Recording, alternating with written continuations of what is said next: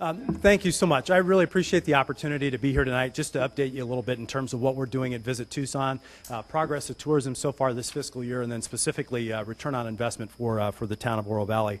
We're really pleased to be the official destination marketing organization for the town. Excited to bring certainly visitors, meeting delegates, sports participants, and their dollars to Oro Valley. I'm told it's yeah, there you go.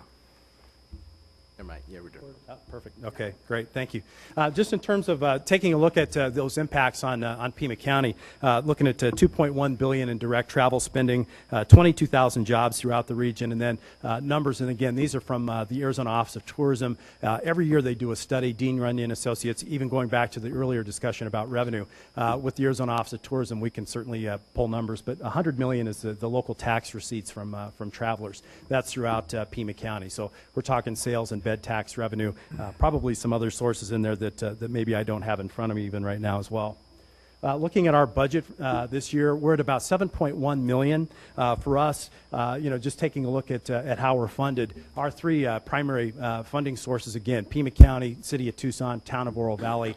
We're funded through bed tax collections from each of those entities. We have contracts with the Pasquayaki and the Tohono O'odham nations, and then we have more than 500 member businesses. They pay dues. They spend money on a lot of our cooperative marketing and advertising projects as well. The $7.1 million, that's up from about $6.4 million a few years ago, but down pre-recession from about $10.5 million. Looking at just the resort and hotel performance so far this fiscal year, excited to have some good news to report to you from that standpoint. Just taking a look at overall revenue per available room, it's up 5% so far. The two best months that we've had so far this fiscal year were January. January was up 11% year over year. February was up 9%. We should have March numbers here very shortly. So certainly looking forward to some continued good news. One of the things as well I wanted to just point out tonight, a lot of what we do in terms of our marketing and advertising, it happens outside the marketplace, as you can imagine. Our top feeder markets are New York, Chicago, Los Angeles, San Francisco, Phoenix, Seattle, Portland. We don't have money to do comprehensive campaigns in all of those cities. You'll see digital advertising in a lot of those places, print advertising, but Chicago was the one market this year that we did really a complete comprehensive campaign. I wanted to start out by showing you our at least some slides of our transit campaign. What you're looking at here, this is the Brown Line. It runs from Albany Park about 11 miles southwest into the city of Chicago. There's 28 different stations along that route, and you can see that we wrapped a train in Chicago, and it had that in place for a couple of months. As cold and miserable as it was in Chicago this winter, that was certainly good news for us from that standpoint. We also, just to help augment that campaign, we ran video throughout those different stations that I had mentioned before. So being able to talk about Tucson, certainly a great opportunity for us. We also ran a 30-second cable television spot. And so on our website, if you go to visittucson.org/recharge, we've got a contest on there, resort giveaways. Hilton Tucson El Conquistador Resort was one of those resorts featured there certainly as well. And you can see the 30-second spot. But this may not surprise you. What we find in most of the feeder markets is that the decision maker when it comes to leisure travel is typically women. Women will make that decision for the family in terms of where they're going to go. So when you take a look at where we're targeting, you can see those cable networks. The nice thing too is with our research, we can even within Chicago take a look at just specific markets as well, or specific zip codes. Our research will tell us what the top performing zip codes are in those top feeder markets as well, which has been certainly very helpful to us. This is an example of some digital advertising. We run on weather networks all throughout the winter in our top feeder markets, as you can imagine. In previous years, it's all been weather-related or triggered. So anytime it would drop below 30 degrees, you would see all of a sudden our advertising start to run.